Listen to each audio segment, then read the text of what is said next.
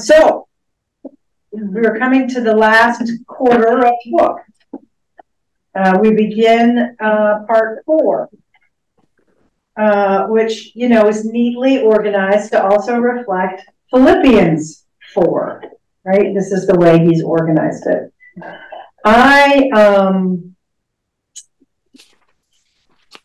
Well, what can I say?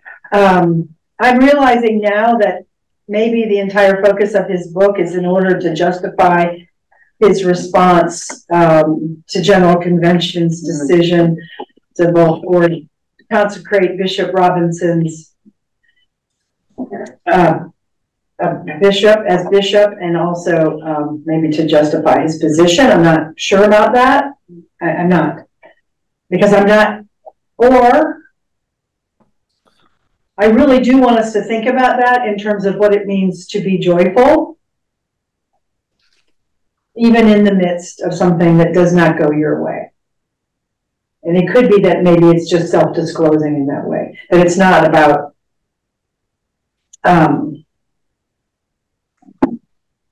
it's not about doctrine, or it's not about philosophy, or it's not about preference in his case, but maybe it's about how, when in life things do not go the way we perceive them, the way we want them, the way we think God intends them, in his case, that perhaps, where do we find joy? So maybe I'm taking a broader stance, and I would like to spend some time on that, if not today, then next week, because I'm now aware that I did read it, but I think in further reading, it's just, I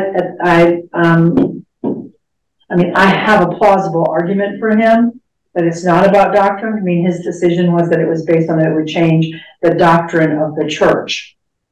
This is what his argument has been, that our liturgies do not reflect that, that our teachings don't reflect that. Well, I think that just means that it's time for our teachings and our doctrine to change. And we wrote those words. We adopted the scripture. We didn't write the scripture, but we found scripture that reflected our belief. We can find new scripture that reflects our belief too. And that's done in community, and then it was. So it seems like he's setting the stage when in the introduction to this section. Yes. He concludes by saying, "How can Christians discover the peace of God which surpasses all understanding? How can peace be restored in the face of division? What concrete steps do Christians need to take when conflict threatens the church?" So he is addressing that. He does. And I don't think you can address that through doctrine, because love is not doctrinizable to me. No, that's right. You know, I've liked this book a lot. I mean, I understand it, and sometimes I don't understand some of these writings, but I've read now all but I think the last chapter, and it just seems like it's getting to the meat of things right now. Really, really like these last couple chapters. I agree with you. I mean, have you read anything since this book has been written? Has he changed at all? No, he is not. He is the same. I mean, it's I mean, he's a bishop, and he has ordained. He has ordained in his own. I'm not sure about that he's married anyone. He has allowed his clergy to marry. He has ordained openly gay and partnered priests in his diocese. So, I mean, he has followed the church's teaching or the church's decisions, but he has kept strongly to his own views. And he's not alone at all. I mean, he's retired now, and so, but I knew one of his. I mean, I was in seminary with an openly gay man who he sent forth to seminary. So,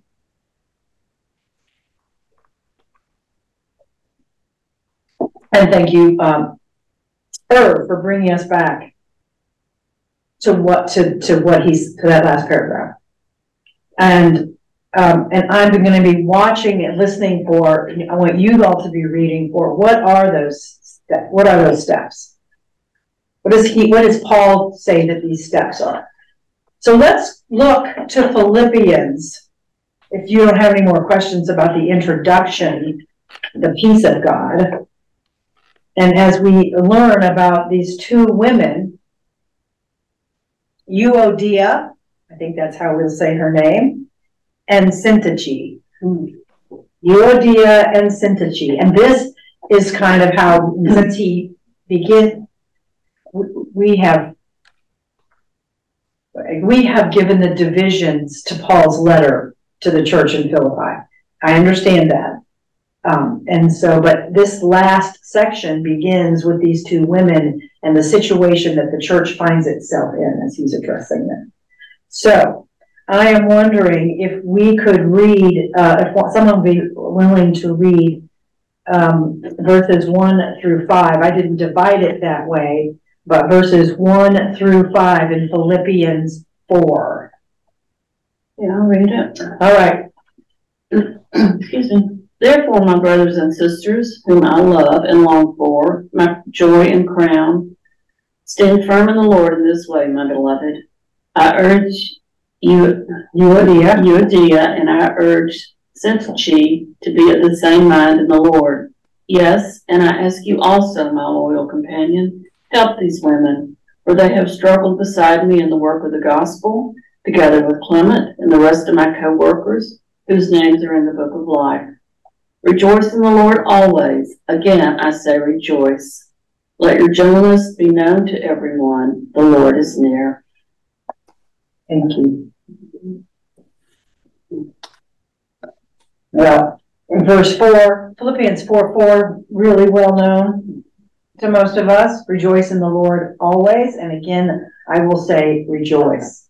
So this is, that is not step 1, is it? Step 1 comes in the second part of the second verse. Be of the same mind in the Lord. When you hear be of the same mind in the Lord, what does that mean? Any thoughts?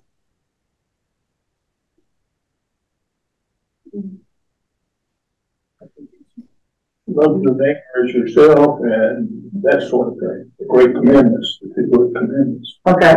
And having all those traits, which is impossible to have, just, he worked on and included everybody and brought in everybody, we're so pushing out things that aren't our norm. Okay.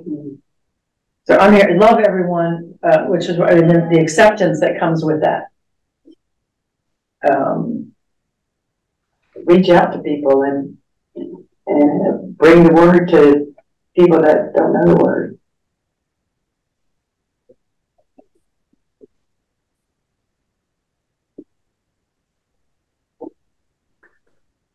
I thought it meant, what's the bottom line? Yeah, okay, so what is the bottom line? That we love Jesus and we want to follow him and obey him and live a godly life and seek him. All right, so it would be putting Christ above all the kind of desires of your heart, perhaps? Yeah. Yeah, okay. I'm giving you words. I'm not. That's right. Is that what you meant? I'm not assuming that. All right, so that's the same mind. And what is the? I also feel like in this case, Paul's giving people a lot of credit, isn't he? Be of the same mind of Jesus. That we have the capability. That's a life's work for sure. It's a tall order. It is a tall order. So Paul's not his use of rhetoric in some ways, right? He sets this up as if we can, which is a lovely thought. He's assuming that we can be of the same mind as Jesus. This is a tactic you will find that Paul uses in many of his letters. I wouldn't say it's flattery. I would say that it's an expectant hope that he has, that it's available to all people, which is a lovely thought. If you were going to say, is Paul a half empty guy or a half full guy? You probably, he's a half full kind of guy, isn't he? Yeah. Yes, he's already anticipating and encouraging people to be of the same mind as Christ. Right, okay. And that the second part of this is that everybody struggles. And so even if you feel like, well, there's no way I can be of the same mind of Christ. Yes, you can, and we all struggle with it. And that this is something that we all are working at together, right? It's not an expectation like, well, you all are lazy. He didn't start out like that way. Oh, you lazy Philippians.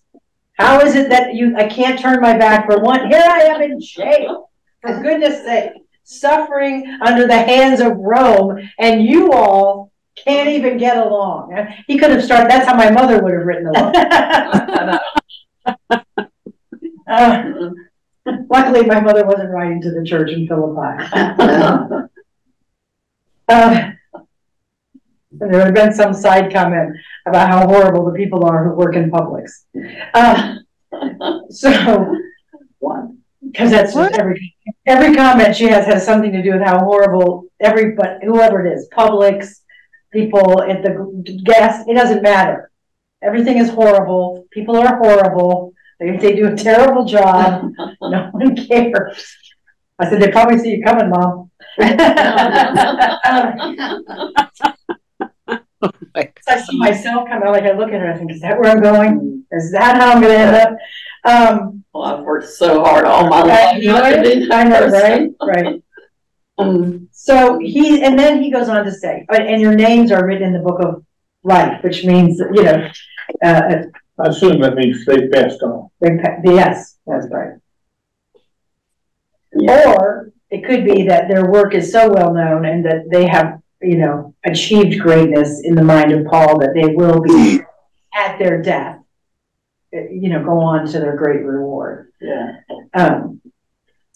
So he says, rejoice in the Lord always. So here's his, what would we say? Here's his recipe. Here's his prescription. We don't know anything about this conflict. We have no idea, but somehow news of these two women, now were they fighting each other? Were the two of them together fighting the rest of the congregation? Were they trying to break away?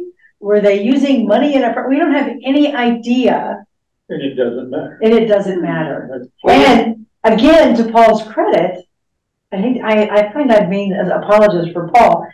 To Paul's credit, he doesn't lay it out. Like to say, they're squabbling over altar clause. It's immaterial. Right? Because then it becomes about altar clause. It becomes about the women. Yeah. Right. Well, yes, or the personalities. Yeah. All he's saying is basically they're not putting Christ before everything. Yeah. Yes. Thank goodness no one's writing a letter about us. Okay. What translation is this? That is the New Revised Standard. That's the one we read in church on Sunday. I'm kind of part of this thing that I don't ever remember reading. Isn't that interesting? Me too, but I have read it. I must have some. Yeah. Now we read selected parts of it when we read Philippians, and we read Philippians in year A. We read it earlier this year, right? In the last part of summer. But we don't read it all. Right? So it's just good why a Bible study is sometimes helpful for us. And we don't read it at one time. We read it in 3 or 4 sentence bits. Because Paul writes sentences that are it seems like verses 6 and 7 in here are well known to me. Yeah. Right. Yeah. Right. Well, I think verse 8, that's one of my favorite in the entire yes. Bible. I mean, that's I always have thought that. I have even had them read it at my mother-in-law and my mother's funeral. I really like it. That's my favorite. And we haven't gotten there yet. Yeah, that's chapter 12. Okay, we'll get there. I promise. It's only verse 8. I know, it's only verse 8. So somehow he titles chapter 11 as "Be gentle," as the qualifier. Where do you see that in verses 4 and 5. It says, let your gentleness be known to everyone. What is gentleness? How do you think about gentleness? Empathy. Empathy. Again, I think love, forgiveness. Mm-hmm. Also to make confidence, to dare to be gentle and to try to maintain that. Okay, so there's a certain amount of bravery in gentleness, I hear you saying. Mm-hmm. And I think it's all laid out courage. too in the verse that Kate is talking about. I mean, all of those things should, to me, display that gentleness that's mentioned. Yeah. I like that verse. It's not getting riled up about potential conflict or real conflict. It's Right. So what generally happens in conflict? you get riled up. You get riled up. You're defensive. No, I mean, maybe rightly so. Maybe in a conflict, you feel like your point of view is valid, just, honorable. I mean, you can supply your own adjective. So if we feel that way, what is another thing we say? Self-righteous. Is that same sort of ring true for us? We feel self-righteous or just righteous about something. But he's saying that what we learn from Philippians is maybe that is not our response. Although I would say that society, or even our own personal feelings, would not lend itself toward gentleness. That seems like we're not paying attention. We don't care. We're apathetic. That it will make us vulnerable. It will make us vulnerable. There's no doubt about that, Sharon. Gentleness is not blustery. It's the opposite of that. So it does make us vulnerable. What does that mean? It's revealing. It's unprotected. Right? It's the new lobster story. You have to be a new lobster without a shell. Lobsters molt many times in their lifetime, so when I say that, also means that when lobsters molt, particularly female lobsters, I guess male lobsters just don't need any help, but when female lobsters molt, a male lobster will protect them until their shell grows back. Well, because nature knows if you kill the female lobsters, there's no more lobsters. Mm-hmm. Right. So there's the evolution of that in lobstering. That they've come to protect each other that way. But what are you talking about? I mean, I got lost on lobsters.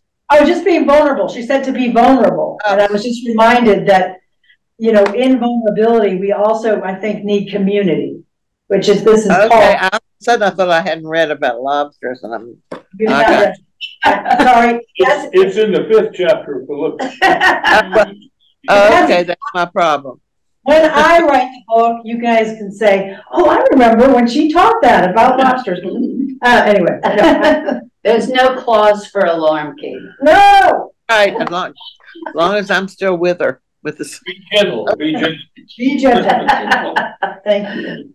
All right, so so gentleness, vulnerability, and then when we say vulnerability, then I think probably easier for us to understand why our response to conflict might not be to lead with that way. Because if we have, what do we used to call it? Profiles in courage, right? When people lead with vulnerability, what happens? Sometimes they're just a profile in courage. They get a book written about them, but that's about it. Or they meet a bad end. Often. How do we know if it's time to put on the full armor? Yeah, are we just supposed to live that way? Yeah.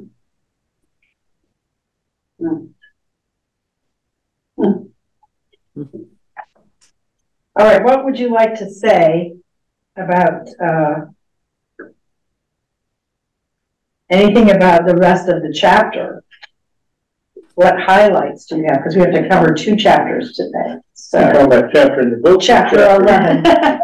Chapter 11. Okay. Or anything from Philippians up till verse 5. And including verse 5. I don't know, something that sort of spoke to me is when he was talking about going back to listen to the old convention speeches. Yeah. And how they were civil. And they didn't throw barbs at each other, and they weren't ugly. And then he ends by saying, we live in a toxic era. And we do live in a toxic era. And I was thinking, when did all this change? When did we become who we are? Yeah, the personal attacks. Yeah, the personal attacks, yeah. Yeah. I mean, I'm reading another book right now. It's called Love Your Enemies. And this is when we went a few weeks ago. Yeah, Arthur Brooks. And seems like, if I recall, he does talk about a turning point in our political life when this really kind of started heating up. Now, what it says here, and it goes back to Eisenhower and Adlai Stevenson, and says that it's been since then because they had a peaceful thing. Yeah. They had a gentleness about it. So let's start it, but he talks about, I can't remember, I can go back and find it, but he talks about a specific time when things were really cranked up. Did he mention Ronald Reagan by chance? Because it seems to me Mention who? Reagan. Oh, you don't need that. That wasn't, it was because of the guy that was his campaign. Amen. Yeah. Who was a South Carolina. Yeah. South Carolina guy. Yeah. Because unfortunately there are a lot of racial, I'd say undertones, but maybe overtly racial in some of his campaigning and is that the one that brought in he was dying? Yeah. And he brought Dukakis in and said before he died he wanted to apologize for all the awful things he'd made up and said about him, and is that who we're talking about? I can't think of his name. Lee Atwater. I couldn't remember it. Yeah. What is it? Lee Atwater. Atwater, thank you. It wasn't coming to me. I'm reading a book or listening to a book by her name just went right out the door. Okay, I'll think of it in a minute. All right. I think it's called Preemptive, and the wonderful announcer on MSNBC. Why she's mad at Rachel. Thank you, Lord. Yeah, and it's her new book, and it starts out about things like this. I mean, way back, bringing us up into today. I mean, she goes, back to the beginning. People that you haven't thought about in a long time. That and it's well worth. Like I said, I'm listening to it because she reads it herself, and so I suggest that to anybody who's really interested in this stuff. I mean, there are at least 2 streams of things that happen, because if you read political discourse from before the Civil War, people were incredibly cruel to each other. So it's not like that cruelty and taking their names into the public domain, but you had to wait 2 weeks, a month to hear or read. You had to be able to read. It had to be printed in full. It just, unless you were present in the room. I mean, people shot other people on the floor of the house. They drew guns. So it isn't like our capacity to be unreasonable just happened, but the rise of media and reporting. That's one of the points that Brooks makes is that it was getting toxic, and then you throw social media in there, and it's like throwing a match into a can of gas. Oh, absolutely. I mean, you can read what you can't, not easily, but things were written about the kings and princes of Europe, said by other kings and princes of Europe, but that no one could read. Plus, there was right. So yes, it's these 2 things coming together with little time for us to process. And if you think about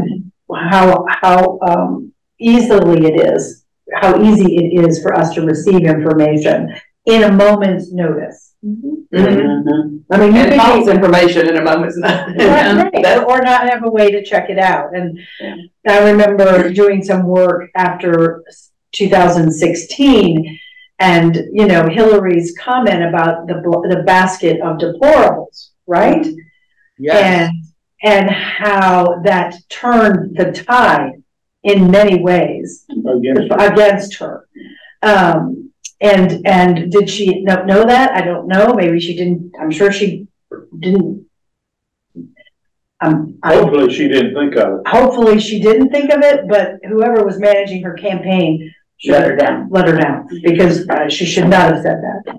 And I mean, and maybe she did feel that way. I mean, I think we, in some ways, maybe many of us felt that way. However, to articulate that then sets people apart and anti. And so I know that much has been said about that comment, and particularly in 2016 politically, and how that changed the course of what was going to happen for the next 8 years. Yeah, and that just reminds me of something I saw just in the last couple of days. You don't change people's mind by insulting them. And that's kind of the rhetoric for years. Everything's insulting somebody. Yeah. If it's not insulting somebody, why are you saying it? I mean, it's kind of. There's no gentleness in that, is there? No, there is not. Interestingly, this morning I got an email from a good friend, a hippie back in the day, who said that she was up all night thinking about this and writing it, and just needed to get it off her chest. She was grieving the death of Kissinger. She had been president of Young Republicans at her college. And, as I was reading that, I thought about it, and I wrote back to her, and admitted that even being a lifelong Democrat, I miss that Republican Party. Yeah. I miss that party. And with all of its faults and all the faults that the Democrat Party has. But it was a better time.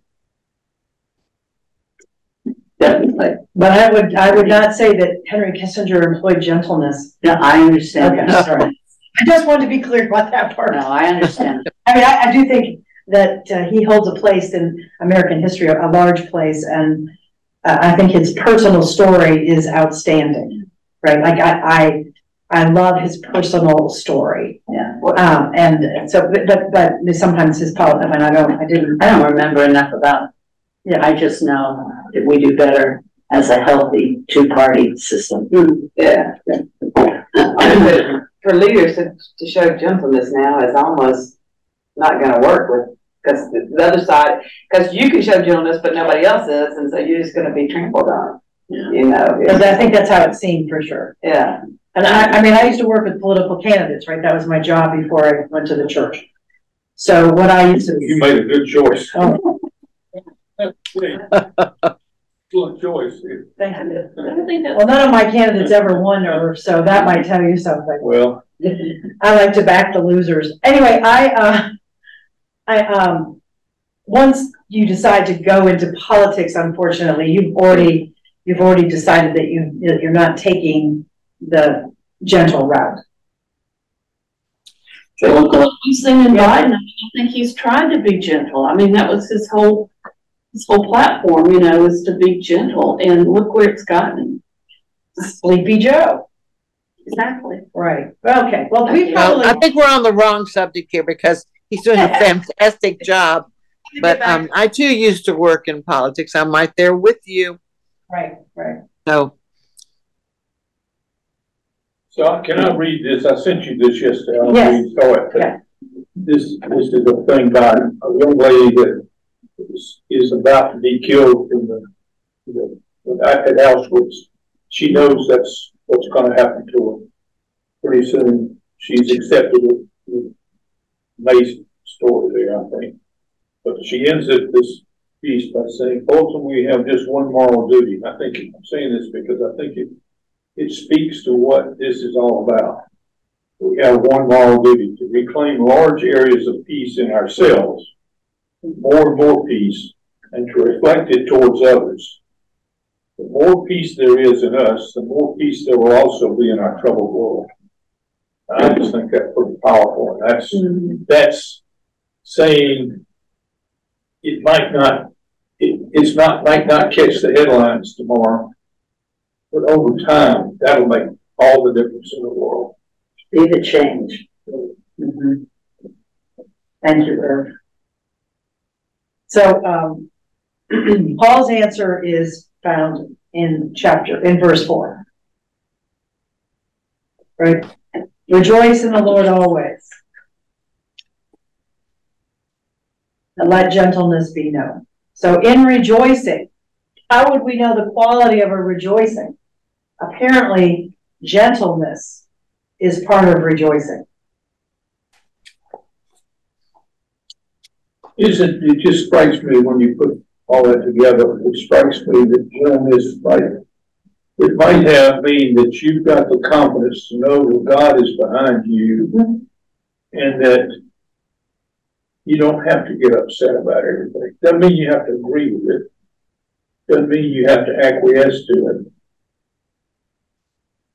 But you don't need to get all far behind it. You should have, God gives you self-confidence to weather whatever it is. It's like this lady was weathering facing impending horrible death. So at the bottom of page 115, Paul goes in and describes gentleness. I ask you all for your definition, but I mean, Bishop Little goes back to the Greek. Actually, it's an adjective used as a noun.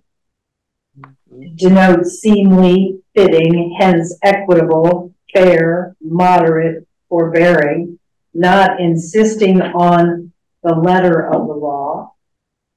It emphasizes that considerativeness. How about just consideration? I don't know. That looks humanely and reasonably on the face of a case. While the New Revised Standard Version of the Bible and the New International Version render it as gentleness, other translations try to tease out other nuances. The Revised English Bible translates it as consideration. The Jerusalem Bible as tolerance. And the Revised Standard Version as forbearance. I list these alternatives simply to state that the word carries a whole range of meanings, a range that cannot be captured in any single English translation. Paul uses the same word in 2 Corinthians to express the character of Jesus himself, which he quotes here. I myself, Paul, appeal to you by the meekness and gentleness of Christ. The word also appears in the pastoral epistles as a way of describing an important quality of Christian leadership. Bishops must not be violent but gentle. That's in 1 Timothy. Indeed, it's important for us to speak evil of no one, to avoid quarreling, and to be gentle. And that's from Titus. The New Testament era was as contentious as our own. Despite the fact, can you imagine this? Despite the fact that cyberspace didn't exist in the first century. And so Paul's command that Christians embrace this gentleness was countercultural then as it is now. Yeah, I've said this before, but two great-grandfathers, one was a Baptist minister and the other Presbyterian, and I really didn't know the Presbyterian one. But the Baptist one I did, and he was anything but gentle. Yeah. I think he was mean, actually. I mean, but it's funny, his son, my grandfather, who I absolutely adored, my grandfather was stern, But he was kind and gentle. And I think you can be both. Mm-hmm. Well, he goes on to talk about power. And then what is this kind of power that he's talking about, right? Like, not power in the way we can sometimes see power. Power used in a way that's oppressive, fearful. Yeah. Power that pushes its way onto people. That's not the power of Christ. What is the power of Christ? And Irv will tell us in one word, Jesus. Love. Yeah. The power of Jesus is love. So, anything else about being gentle and its difficulties? He goes into a great deal about a lot of other things in the chapter, which in many ways, he says at the end, I'm on page 120 in the last paragraph. In many ways, Philippians 4:5 may be the most difficult challenge that St. Paul ever issued. The words at first glance look like a throwaway line, and many a preacher has quickly moved on to the next and more familiar verse. But in fact, this command has real bite. Paul wrote these words in the specific context of an intra-church conflict and in the wider setting of the struggle among first Christians about the Torah. Be gentle with one another, he reminds his friends in Philippi. Remember that the Lord is near. Jesus himself, who dealt so very gently with sinners and who reserved his condemnation for the self-righteous. Remember that in the parable of the Pharisee and the publican. Remember that at the cross and the thieves on either side. Jesus himself, who deals so gently with you and invites you to do the same with one another.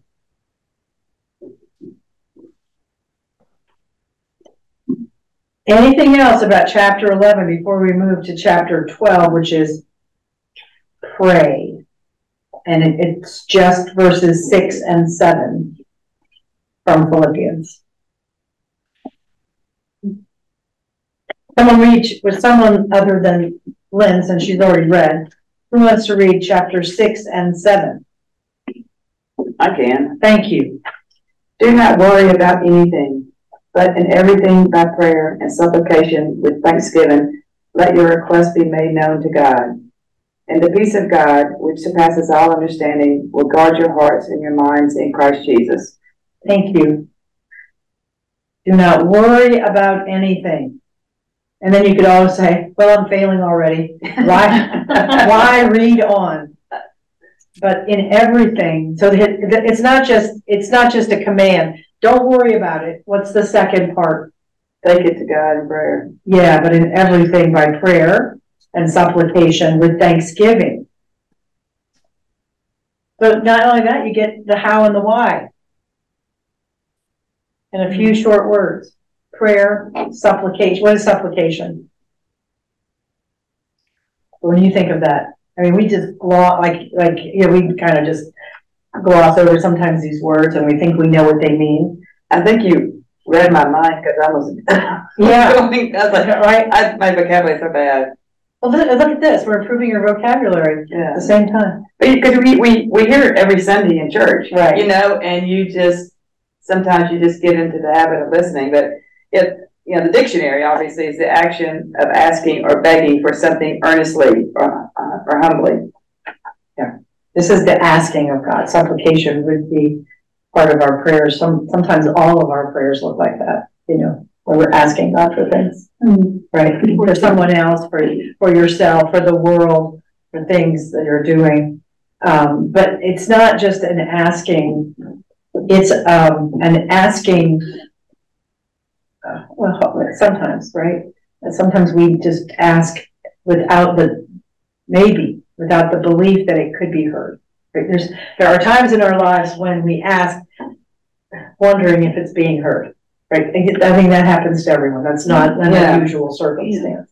We ask, maybe just hoping that the prayers land on the deity's ears, or saying, well, even if there isn't a deity, I'm going to put this out there. Or wherever we are in our own faith journey. But generally, supplication is given, offered, knowing that it will be received and received by God with the intent in which you're offering it, right? But when do you get up and do?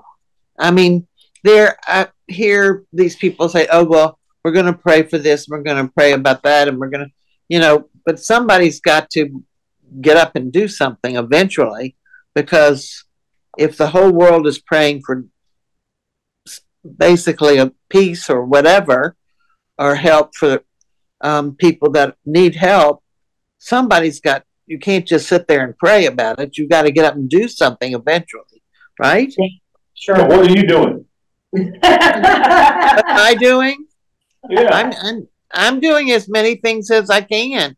I mean, I'm work at them. They called me already from the Blue Door and here. And I mean, I do as much as I humanly can. I believe in feet on the ground, going and doing. But people, the people that just say, well, let's all sit and pray about it. Sometimes maybe it's God answering your prayer, telling you to get up. I don't know, but sometimes I keep wondering. Well, I think it is something to wonder about, and yet it comes down to the individual in some ways. And so I know that when I act without prayer, I am very likely to be acting out of my ego, which is empty. Yeah. And if I'm acting out of prayer, I'm more available for God to tell me. Well, to me, what that means is that you are discerning. You're going to God and you're searching your own inner soul in the process, and God has given you a basis to figure it out. And sometimes I'm just more trying to become a vessel as opposed, well, you know what I mean? Like it's an emptying thing for me. Because I can think I'm very smart, very knowledgeable, that's your ego. Right, right. And so then I can act out of that. Well, I know what to do, right? But I don't normally know what to do. But when you're communing with God through prayer or whatever you want to call it, to me, you're seeking what does love say my role is, what is the answer, what is my role, what is my calling. That to me is what that's all about. That may not fit a lot of people's definition, but to me. Well, I think you have to come to it yourself. We've talked about, through our own struggle, through our own wrestling, through our own Jacob moment, whatever it is, we come to that, and we have to know that that's not us, that's God acting in us, and because we don't do it. This is the part I'll always come back to. Paul's not just writing to 3 people in Philippi. He's writing to a community. He's writing to us. And he's writing to us. And so we live in community, and we are in community. So our wrestling is not just individual. That's important. I can't, we pray together and we pray apart, but we are in community in order to discern what it is that we are to do. That's how we check that out. So if Sharon tells me that she's now going to start building pipe bombs and sending them to professors, I'm going to urge her not to do that. We are all going to urge her not to do that, because we know that that's not the way of Christ, right? That's why if I launch out really quickly and here's what to do,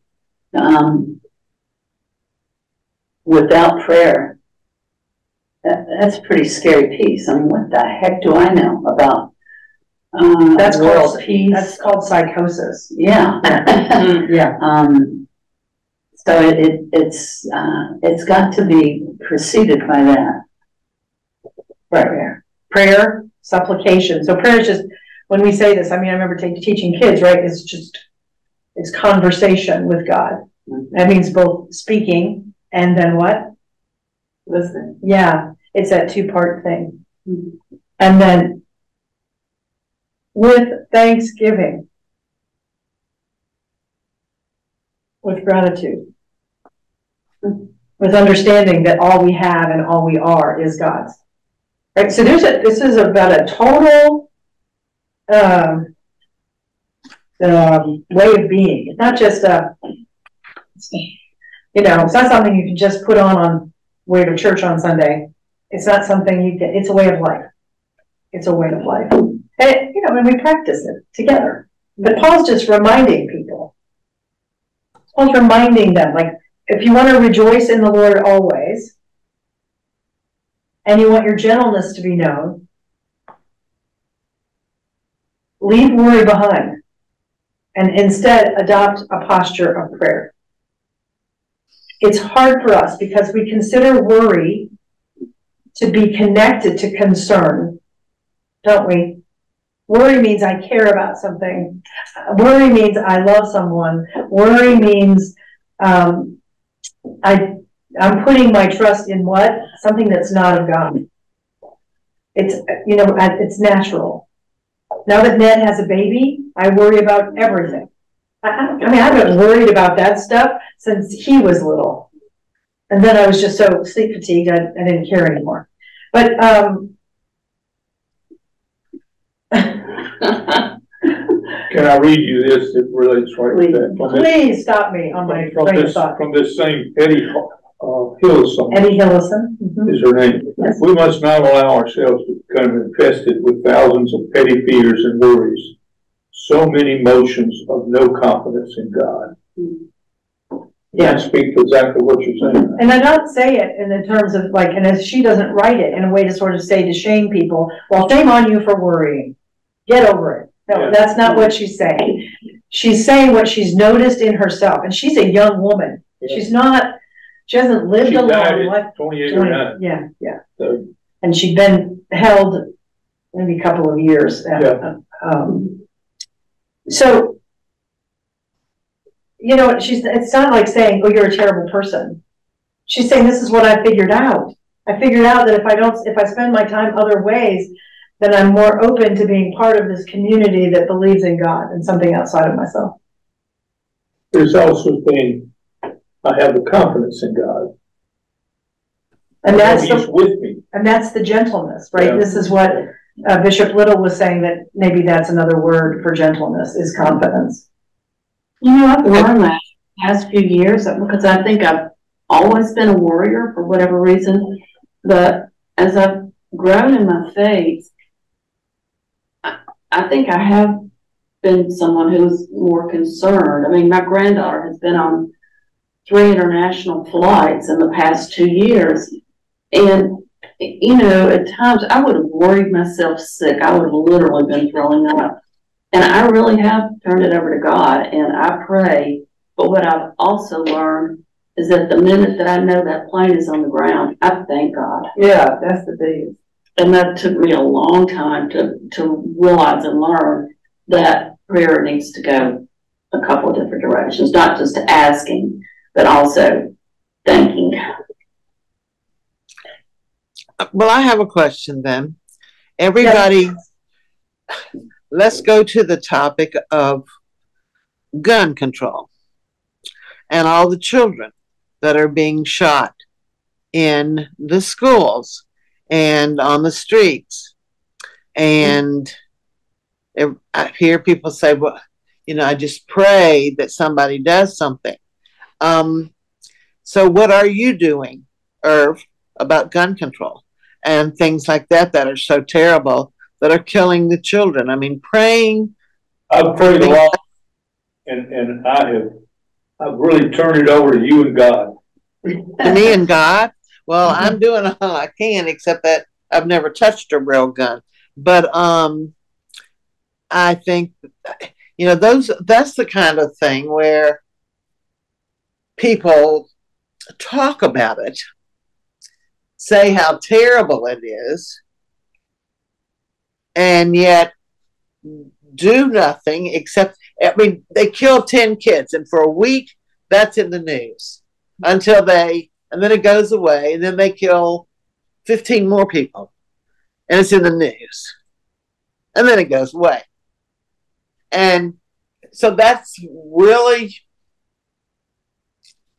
that's where I have trouble with well, if we just continue to pray about it, it will get better. I mean, gun control, you're not going to pray away the NRA or whatever they are. And that's where I have a conflict with this. But the conflict could exist with anything. I think that's your point, isn't it? That I pray about poverty every day. Me too. That's the other one. So the depth of some of these issues, we don't, and I'm not saying this to say they don't matter. What I'm saying is that these are so entangled. They are so entangled that we in fact, I would say the opposite, Kate. We absolutely have to pray. And we have to lead with prayer. And we have to lead with that. Because I don't believe that's what's happening when people say they're offering up their prayers and thoughts for things. I don't think that's exactly what's happening. I was reminded yesterday of the symbol, and I don't know that you all know this symbol, of Mary, the undoer of knots. You may have seen her. It's the Virgin undoing knots. Because these things that entangle us are so much larger. Yes, they're going to require all of our help, all of us, to do the work that God calls us to do. There's no doubt about it. But putting our faith, complete trust, and complete prayers into actually turning things over in such a way, your example is not beyond that. If something would happen to Savannah on a trip, it would not be for your lack of prayer, right? I mean, we always are happy when things like the cancer's gone, the surgery was successful, the thing happened, right? We offer gratitude. Often our prayers, much like gun control, poverty, child exploitation, trafficking, the things that trouble us the most in our darkest hours, have to be turned over to God. Well, I mean, God would act. When you turn them over, you're not, to me, you can't go, well, you can. I pray the plane gets there safely, but I start thinking, well, what would keep the plane from getting there safely? Well, I hope that pilots are healthy, and if they're faced with any challenges, they know how to deal with that. I pray that they have service that you're playing properly. So you start looking at more root causes and praying for good weather, those kind of things at a deeper level. And that's why, with all these things, this whole gun control thing, you can't say I pray for gun control because it's a bigger, lot of issues going on. And so there's a lot of causes. And so you really got to start working on what are some of the causes and how can I help there and pray for those causes. That might be the way for you, like if that's how you go to that. And so, but I mean, me remembering that if I really trust that God is the one in control, or am I just a functional Christian? Am I just doing enough? I have not put my whole trust. We say it in the confession every week. I have not put my whole trust in God. We say it because we can't. It's hard for us because you all have agency and you've all done things in your life and you're all very accomplished people. And of course, why couldn't I solve this? Why can't you solve? Why can't you? So I'm just going to give you that image of Mary, the undoer of knots, as some way that we can perhaps release in a way, because it goes against, it is not gentleness. Even in our own prayers, I'm just now seeing that. This gentleness to which we are called, which Paul invites us into, is also a gentleness of a relationship with Jesus. It has a personal side to it. Kate, when I think about, we you're compassionate about that. You've talked about, you know, stuff like that, just even like helping the local kids. I mean, whatever it is. When I look at that dam, here we go again on visual. When I look at that dam, there's a hole in that dike, and perhaps I have exactly the right finger size to do that. But the whole dike is filled with holes. And I don't want to say, well, I'm one person, because, well, but still I am one person. So there's maybe one of those causes I can get into. But most of the things up there are things that I am not equipped for whatever reason, whether it's monetarily, mostly it's, you know, like I have no idea how to fix that. I hate AR-15s and everything you're talking about. But I don't have any of those skill sets. But what I can do is lift those people up daily that I know might have those skill sets, and find the one through discernment that God knows I can take care of here. And maybe by example, influence somebody else with either my prayers or my actions. I don't know if that makes sense, but I understand your compassion about that, because, you know, I've heard it a lot, and I know that that's how you feel. I think that's well said, and I mean, sometimes we don't know things we do, what impacts they have, probably more often than not.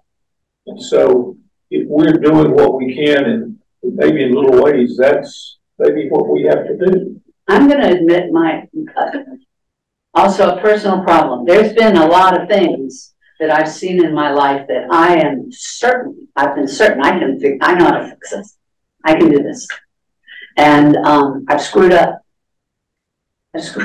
I've screwed up. And usually the good news is I realize I'm screwing up before the people around me do. So I drop out. Then I just handle the guilt of, why did I say I could do that? What? Or know that I can't. But my ego wanted me to try it all. And I let people down by you know, quitting or failing. So I don't know. But are you saying? But I know that you do make a difference in those areas that are important to you. So thank you. And I think we all make a difference in different ways. Yeah. Excuse me too much. I mean, any of us that are involved in the church and different ministries, hopefully those are making a difference. You know, I've volunteered all over this community in 24 years. And Kate, I've been into Blue Ridge School, and, you know, I know you're passionate about it, but it's sad. And unfortunately, it's generational in this community. And I can't change that. Hopefully I can go in and tutor a child and help him to learn to read and to get his high school education and go on to college. But I can't change the fact that he comes in and says, you know, good morning. And I say, you know, what'd you do last night? Oh, I had to go to my pawpaw's house. Or, you know, the next time, well, we spent the night with my uncle. And, you know, the next time, well, my cousin was there and I had to sleep on the sofa. That is so generational in this community. And I can't change that. Hopefully I can teach him to read, but, you know, how much farther can I go? I don't know. Well, yeah, you can influence them to hopefully have a better life. Exactly. So thank you for making my point. Yeah. Well, it's after 11. Thank you all for your conversation. I really do. There is a frustration about being a Christian. I'm not denying that. I'm not denying that there's a frustration about feeling inadequate to the task. But I do know that it is with small steps that these things happen. And I'm reminded of Becca Stevens and her work in the Magdalene community in Thistle Farms, and how one woman has done marvelous things, and how she has empowered the women that she works with each to do their own great things, and has lifted them out of sex work, out of poverty, out of addiction, out of abuse. So I do have enough other examples in my life of people who are working in communities to make changes, to know that it does make a difference. So, and I know that when I see each of you and your work, whether that's with numbers, with people, with the many ways that you do that, I know that. So keep up the good work. And remember that maybe these words to rejoice and to do that with gentleness would stick with you this week as we move toward to the last two little bits of this book. And I'll see you next Thursday at 10. I will have other copies for you, so you can take your Philippians 4. On the back of the page, this will be published as soon as I send it to Carrie. I've just written a little bit about Euodia and Syntyche, about their conflict. So about unity in the Bible. So because I didn't know anything about them. I still don't know anything about them, but I'd never really even thought of them other than a throwaway line in a text. It was probably that they hated each other's names. That could be. They're circumcised or not to circumcised. As the No, it probably was something over, as Bishop Little said, from the Torah. So, but which part of the Torah? Are you going to post that? Yes, I'm going to do it as soon as I leave. Just so that we can get it. Yeah, I'll send it to Carrie. Okay. See ya. Bye all.